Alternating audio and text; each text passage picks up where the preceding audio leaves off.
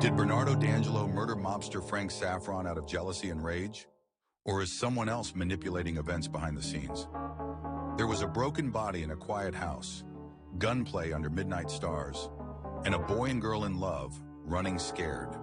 It all came back to one man's fine Italian hand. In a city where love can kill and loyalty gets buried in the dark, only Marlowe could see the truth. Hi, I'm Danny Bull, and what you are about to listen is The Fine Italian Hand. This is a crime radio episode from Philip Marlowe, a full-cast dramatized radio series on crime, narcotics, murder, spy, and noir mystery. You're about to step into a classic world of vintage radio mystery, full of suspense, smart talk, and razor-sharp dialogues. If you love vintage radio mysteries and classic noir, subscribe to the channel BTC Radio and Audiobook, where we keep these voices from the shadows alive. And if you'd like to support us, scan the PayPal QR code on your screen. Every donation helps us restore and upload more rare episodes just like this one. Now light a cigarette, sit back on sofa, take a breath of relax, and let's get started. Day just passed has been full of jarring contrasts. Laughter hiding heartbreak. A woman dying of loneliness in an overcrowded city. A man who sacrificed everything to make a fortune and shot himself when he got it. The messed up byproducts of our hopped-up civilization. The thought of them stayed in my mind as I drove over the freeway to San Fernando Valley because the job I was on promised no change in the day's pattern of combining things that didn't belong together. When I parked at the corner of Magnolia and Van Nuys Boulevard, I was still trying to reconcile my new client, the owner and operator of a little amusement park for children, with a panicky voice on the phone that had begged me to come at once. It wasn't hard to spot. A heavy-set old man moving among the stampeding merry-go-round stallions and picking crumpled tickets like plums from the fists of laughing kids grabbing for brass rings. We never change, do we? When he saw me, he hopped off. Nick, take over, please. Take over, Nick. You, Mr. Marlowe, maybe? That's right, Mr. D'Angelo. Oh, Mr. Marlowe, come this way to my little office. All right. We got to talk right away. No time to waste. Oh, that's a nice little boy. I'm very proud of you. Now, you take your free ride with Nick. I got to talk on the business. Goodbye. Come in, Mr. Marlowe. Please, sit down. Thanks. Mr. Marlowe, I'm a very worried man. Yeah, I know about your son you said on the phone. What sort of trouble is he in, Mr. D'Angelo? He's a good boy, my Bernardo. He's been to college. He's a veteran from the war with 2 bronze stars and a purple heart. Look, there's his picture in his uniform. Ah. He's a good boy. Sure. Now he's in a jam, is that it? Yeah. He's in a jam with a gambler. Man named Saffron. You know this man? Yeah, slightly. Frank Saffron's a bad boy. Did your son owe him money or what? No. My boy not throw his money away like that. No. It's about a girl. Oh. Which way does it go? She's Saffron's girl and Bernardo's making a play for her? That's right. This girl belonged to the gambler, and my boy is taking her out. Oh, fine. He won't tell me nothing. I find out just the same. Maybe he's just playing the big shot. And maybe he really loses his heart. I don't know. Mm-hmm. It's gone too far. Now there's a trouble. My boy's going to be killed or he's going to kill somebody. And I don't know what to do. Well, what makes you think it's gone that far, Mr. D'Angelo? Maybe Saffron will just get tough and scare Bernardo off, huh? Scare off? No, Mr. Marlowe. My boy don't scare off. He's pretty tough. He's a champion with the Golden Glove. Really? Yes. But tonight, that's no help for him. Bernardo come home tonight with his face all beat up. He won't tell his papa nothing. All he says is that the red-faced dog, I'm going to get even, I'm going to kill him. He's just a crazy man. My Bernardo, he won't listen to me. He pushes me away and he go out again. Red face. Doesn't fit Saffron. You sure he was the one who had your son beat up? Oh, sure, of course. Who else? And just because of this dancer, this Paula, I don't even know her last name. Paula, huh? Yeah. What do you think I can do about this, Mr. D'Angelo? Chase Bernardo down and bring him home? No, that's no good. My Bernardo, he's too headstrong. No, Mr. Marlowe, I must find out something. I must find out if this girl is using my boy for a plaything or if she's really in love with him. What difference does that make with Saffron? Well, if this girl really loves my boy, then I'd do anything to bring them together. Anything. Now, if this is only a game she plays, then... Così si va. What does that mean, Pop? Oh, that means if it goes that way, that's the way it goes. Uh-huh. And I know what I got to do. So you find out this for me, please. Well, I don't know, Pop. It's not the kind of thing I like. Look, I know asking you to spy on somebody. Just to find out for me, please. I can't talk so good. With you, it's not so hard. I know, Pop, but really... So please. My boy's mama died, and now Bernardo's all I got left. He's a good boy. He should not get into trouble just for a cheaper game of love. Don't you understand me? I understood him, all right. And from what I knew of Frank Saffron, he had plenty to worry about with a hot-headed son who didn't know when to quit. Or maybe it was Saffron who didn't know when to quit. That thought, plus the $50 in advance, sold me. Mr. D'Angelo gave me a description of the girl he'd seen but once, told me that Bernardo had moved away from home. He didn't know where. That the park closed at 10 and that he'd be there all night, and that was all. My first step was to locate the dancer named Paula. So outside, I said nickel through a phone until I called everything from ballet to burlesque. But got no Paula, which left only Frank Saffron's Easy Money Mill. It was a ranch house, California style, tucked under the hills south of Ventura, on a dead end called Sunburst. After I got the nod at the peekaboo window, I wandered through the bar and past the dice tables, the door at back marked private, and went in. A tuxedoed rock pile with a boiled lobster complexion frowned up at me from the telephone as he talked, and waggled a thick, hairy finger. So I took the hint and waited quietly for him to finish. Do the whole thing over again. I don't care if it takes you a week. This joint don't soak up no $5 grand shortages. You guys find it. Goodbye. Well, what's on your mind, Toots? I don't seem to remember you being announced. It isn't a formal call. I'm just looking for an old friend. We don't have any old friends to spare, Toots. That figures. Mine's Paula. She's a dancer. I understand that Mr. Saffron knows her quite well. You might tell me where I can get in touch with her, huh? Oh, so you're a friend of Paula Baker's, huh? Yeah, that's right. From way back. Well, that's all, Toots. You're through. Her name's not Baker. That came right out of thin air. Now, what do you really want? Take it easy, boy. She's just cagey with last names, that's all. She gave us Joan. Who's that? The Duncan department store, credit section. $300 worth. I got this far in her references, and I want to see Mr. Saffron. Well, he's not in. I'll take it up with him later. If it's worth his time, you'll hear from us. Take it easy on yourself, Max. Just tell me where I can find her. Out that door there. You got the whole city to look in. And take your crummy business with you. Okay. Now you're getting pushy. Hey, blushing boy, one thing more. What's your name? I want to get it straight. But so it wasn't a total loss. I'd managed to keep the back door open long enough to snap off the night latch. And I'd met the red-faced man who no doubt supervised the beating Bernardo had taken earlier. I kicked plenty of noise out of the iron steps going down, and then I crossed the parking lot, leaned back against the wall, and waited. Halfway through, my first cigarette bunker came out, got in his car, and drove away. I watched him out of sight, then slipped back in quietly, located Saffron's 8x12 desk, and started through it. In the top drawer, I found first a letter with the gambler's home address on it. And under that, a picture. One of smiling lovelies posed in front of a dance studio on Wilshire.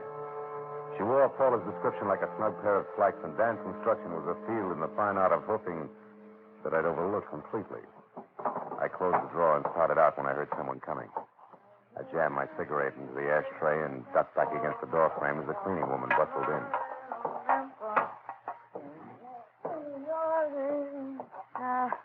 Smoldering cigarette butt.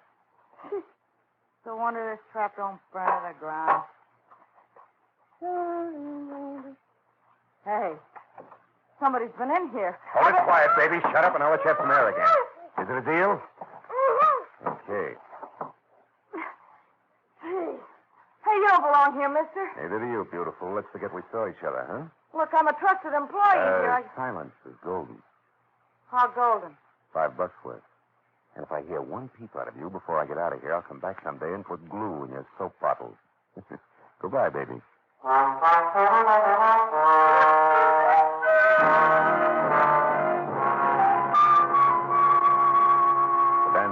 was pleasantly glossy from its ultra-modernistic facade on Wilshire Boulevard to its far from old-fashioned receptionist inside, who signed me up, expressed sympathy over my rusty rumber, and assured me that since I'd heard so much about her, I could have Paula, that is, Miss Calvin, while on duty as my instructress, if I'd only be so kind as to step this way. So I stepped this way, into a ballroom with a black burnished floor that looked as deep as the night sky, and after a deft hand signal from the receptionist, Paula Calvin glided toward us. Introductions were made. How do you do? And suddenly, the room was filled with the soft beat of a rumba band, and we were off. Rusty or not, it would have been fun if I hadn't had work to do. That part was tough. You're doing beautifully, Mr. Marlowe. Just loosen up now and relax, huh? Yeah, I'll try. I'm glad I drew you as my instructor, Miss Calvin. Uh-huh. Bernie said you were top. Told me to insist on you and accept no substitutes.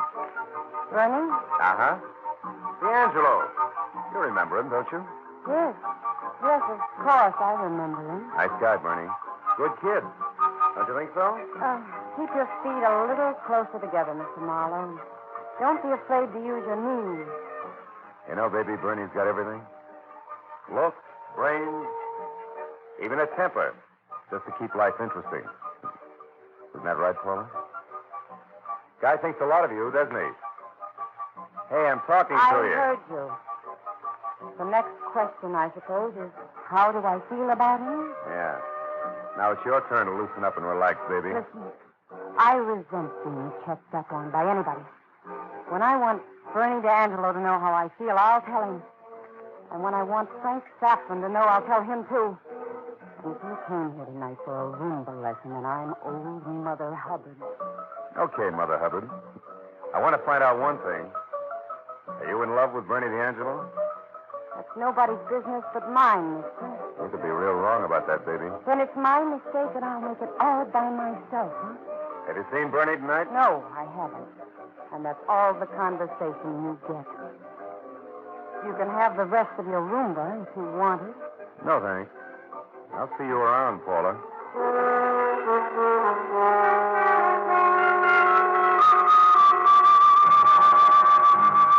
The next best bet for finding what my client wanted was a talk with Saffron. I stopped and called his gambling client, but he was still out.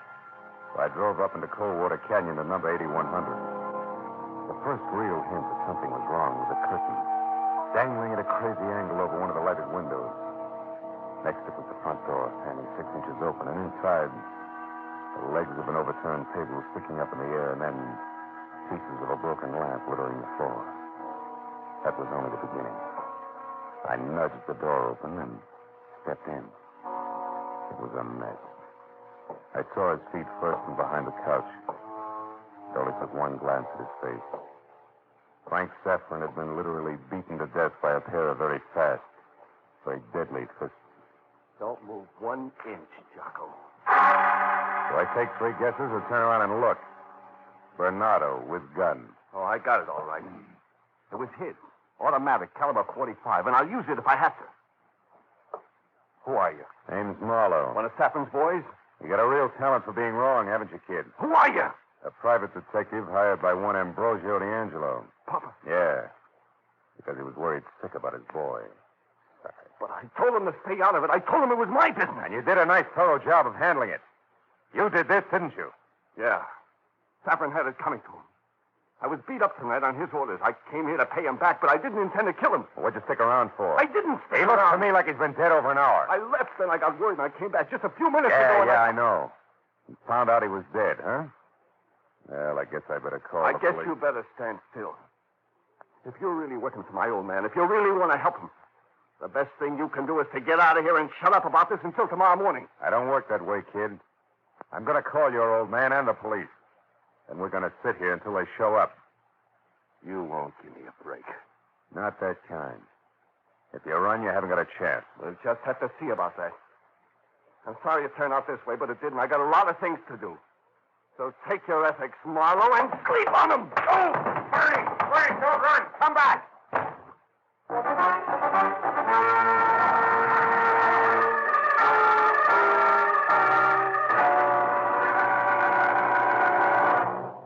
In just a moment, the second act of Philip Marlowe. But first, With thousands of dollars of wonderful prizes, Sing It Again is fun for the whole family to play. Make a date to listen over most of these CBS stations every Saturday night. Now, with our star, Gerald Mohr, we return to the second act of Philip Marlowe and tonight's story, The Fine Italian Hand.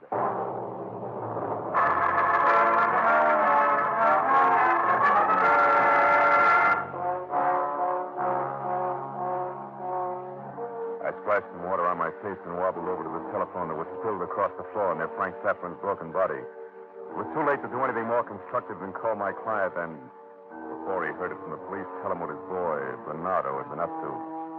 The kind of job I'd have given at least an eye-tooth to get out of. So when I dialed his number and got no answer, I was glad, even though it didn't quite figure that the elder D'Angelo shouldn't be in. Now there was absolutely nothing to do but call the police or... Get away from that phone. Or pay attention to a man who had just stepped into the room. A man with a red face who also held a gun in hand. Oh, well, the department store, Dick. Look how he gets around. Or is it just that Frank's last name was Jones, too? You're overworking a bum joke. Also, I didn't do this. And who did? And how do you figure in around here and over at the club? Come on, smart guy, let's level. First, who are you? The name? Marlowe. And the trade? Private detective. Hired by who? Come on, let's not pull teeth. Who you working for, Marlowe? Quiet old guy named D'Angelo. Does nothing worse than run a merry-go-round for kids. Mean anything? Quiet old guy. Yeah, that must be the punk's old man, huh? Which means that the kid, Bernie, must have done this, right? Yeah, he did it. But only after he got cut up this afternoon by the late Mr. Saffron here, all representative. That's not me, Rover boy. I never messed in Frank's private life any more than I could help. Which means what? But I take Bernie D'Angelo one night to a flat he has over on Lancashire near Mohr Park. Flat on Lancashire. What number? I don't know. The first house off the corner of Mohr Park on the south side. He just moved in. Well, what's the difference, what now? Don't move, Marlowe, or I'll knock you flatter in that handkerchief. What handkerchief? That one by the body. Oh, yeah. With the initials D.A. The apostrophe A is in D'Angelo. That does it. Okay, Buster, put away the house. I'll leave quietly. For where? For a crack at that flat on Lancashire near Mohr Park, south side. Why? So that if the kid's still around, I can stop him without calling the cops. And only rattle him into losing his grip altogether. Which would mean lots of firepower and a kid sooner or later dead in the gutter. What's wrong with that? A couple of things. But in particular, what it might do to her. Yeah, I know. To a nice old guy who runs a merry-go-round for kids. Nuts. So long, sucker. The howitzers, Lord. Eat it before I start crying.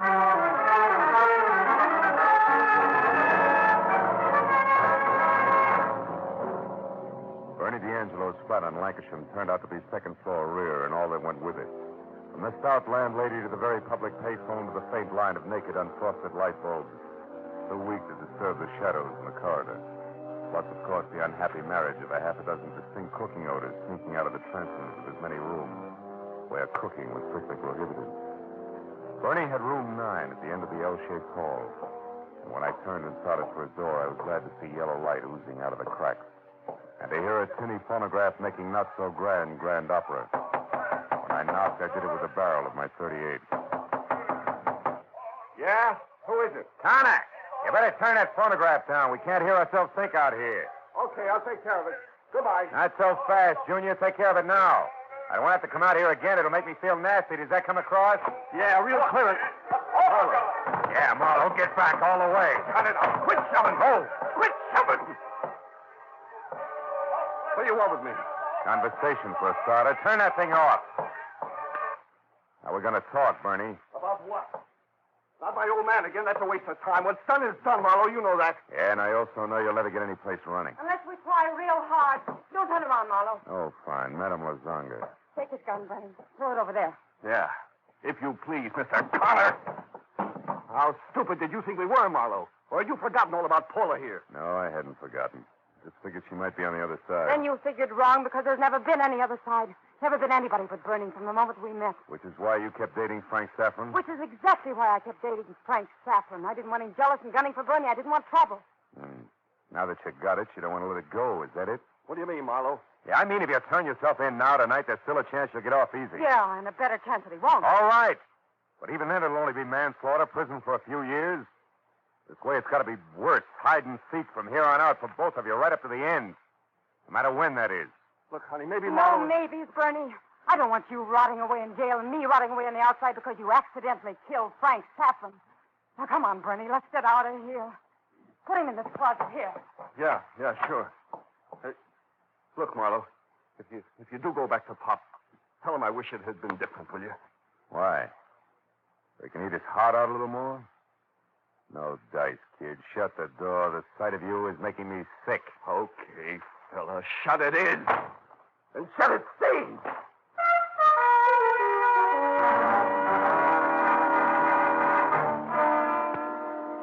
Best had been swinging wild, hoping that a lucky punch, no matter how low, would connect and jar some sense back into the kid. But it had played differently, and as I started to kick the lock on the closet door, I knew now that Bernie D'Angelo resented me and probably his father along with the rest of the world. It wouldn't give him an even break. All in all, it was the kind of thing that made me mad enough to do the trick. Well, that's a fine way to treat a house. What's the matter? Handsome or fight over the girl, or don't you like the way the furniture's arranged? Which? Neither. Before you get too upset about this landlady, I'll cut you in on something. A minute after I get to your phone, every cop in town is going to be looking for your star boarder.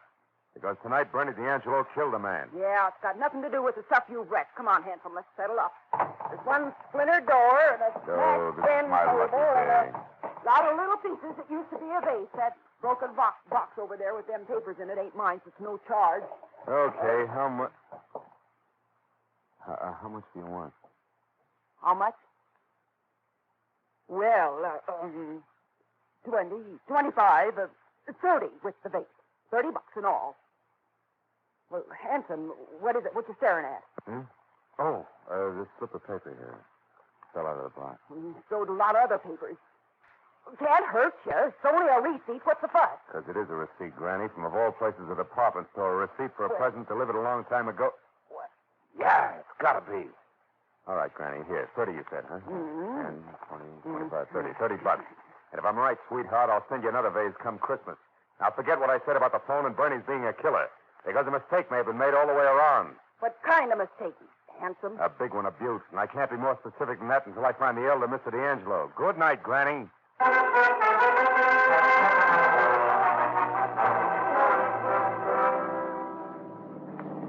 By midnight, the San Fernando Valley is always sound asleep. So I covered the 5 miles back to the amusement park in close to as many minutes worrying all the way that either my hunch was wrong and I was heading no place, or that it was right and I was too late to keep murder from happening again. When I was out of my car and moving quietly in between the dark machines that stopped being gay, bobbing animals when the kids were gone, I knew that I could quit worrying altogether. Because standing ahead, in close to the merry-go-round, was Mr. Ambrosio D'Angelo. And opposite him, holding a gun that I'd already seen once tonight, was Lou Bunker, the man I figured had killed Frank Saffron. And when I was within a dozen yards of him, it played just like that. Far enough. Stop right where you are and turn around. Why? So you can hit me over the back of the head and kill me like it was accident, huh? I fall in the dark while I work on the merry-go-round, huh? Pretty smart guy, mister. That way, no Ambrosio D'Angelo to testify that you killed Frank Saffron. No, my boy Bernardo. Turn around and quit yapping. Nobody told you to go peeking in the windows or to play drop the hanky when you went inside to make sure that I killed Frank Saffron. It was all your own idea. Yeah, and brilliant. Drop it, Bunker. Mr. Marlowe, look out, Mr. Marlowe. You won't get far, Buster, believe me. Mr. Marlowe. Mr. Marlowe, look out. He's hiding over there on the merry-go-round. All right, Pop. But I know how to get him out of where we... D'Angelo, get down. Papa, you all right? It's all right. That's okay, Mr. Marlowe. Just distract you. Don't worry about me. Just to get ready for Bunker because I'm going to go over there next to the switch. He can't hide no more, Mr. Marlowe. I'm going to start at the merry-go-round, make him join us or run. I go now. Why, you fat old fool! There, Mr. Marlowe, he's wrong. Stop me. With pleasure. Oh, my leg! Oh! Listen up, Marlowe. Now, quite, Bunker. You want to make it to a hospital? Fill in the blanks fast. Come on, why did you kill Saffron? Come on. Okay. I dipped into the till at the club and dummied up the books to cover. He was going to find out about it, so I went to his place to get him. Bernie got there first, huh? Yeah. They had a fist fight, and after he left, I went in and... And finish him off with your feet. I see that. I went there, Mr. Marlowe, because I was worried about Bernardo. I had to do something. How did you know that D'Angelo was there, Bunker? Oh, Marlowe, please. Come on, keep talking. Well, I heard a noise when I was inside. So I left and doubled back. He was inside then, but I only knew that it was an old man. I didn't know who he was until later when I came back a second time, when you were there and saw that handkerchief. He hadn't been there before. Then when you talked about the old man here, I figured that D'Angelo initials could fit him as well. Oh, that's my boy, Bernardo. Bernardo, to look me!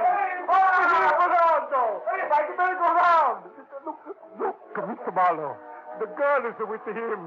They didn't run away, did they? No, they didn't run away. That's it, Mr. D'Angelo. Welcome your boy home.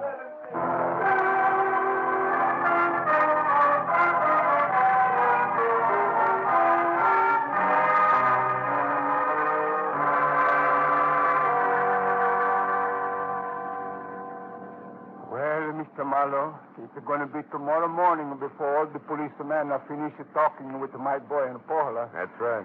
After that, everything okay. Mm-hmm. Okay, just because you talk smart to do both of them at Bernardo's flat. Just because of what you said. Well, that and what they were smart enough to do, D'Angelo. I don't think it was easy for them to change their minds and come back to what could have been prison. No, I guess not. It's also on account of you that there won't be no prison, and there won't be a funeral for me. That's what I don't understand, Mr. Marlowe. What? When you tell the policeman that you know where to come and find a new bunker at my place because of a department store receipt, I get all mixed up. I get off of here, please. All right, Pop. Well, the receipt was for handkerchiefs monogrammed D.A., Mr. D'Angelo, which were to be sent to you as a gift from your son. That put the idea in my mind that the handkerchief I saw at Frank Saffron's could be yours, not Bernardo's. Oh, così si va. Well, Mr. Marlowe, we are forever your good friends. Now I say goodbye here. Hey, wait a minute, Pop. This is miles from your place. I don't mind driving you home. Oh, no. That's all right. I just want to go round the corner. An old friend of mine is there. Oh. I want to tell him all about D'Angelo's good luck. Thank you just the same, Mr. Marlowe. Arrivederci. I watched him walk away. A quiet old man in a quiet, empty street. A grateful old man who at 3 o'clock in the morning had to find his friend and tell him all about the D'Angelo good luck. And then, when he was around the corner and out of sight, I found myself wondering who the old friend could be. But a minute later, when I had driven as far as the corner and could see which way Ambrosio D'Angelo had gone, I knew. It was less than half a block away. The familiar Gothic architecture. Stone, stained glass. And the steeple reaching for the sky. And, yeah, his old friend.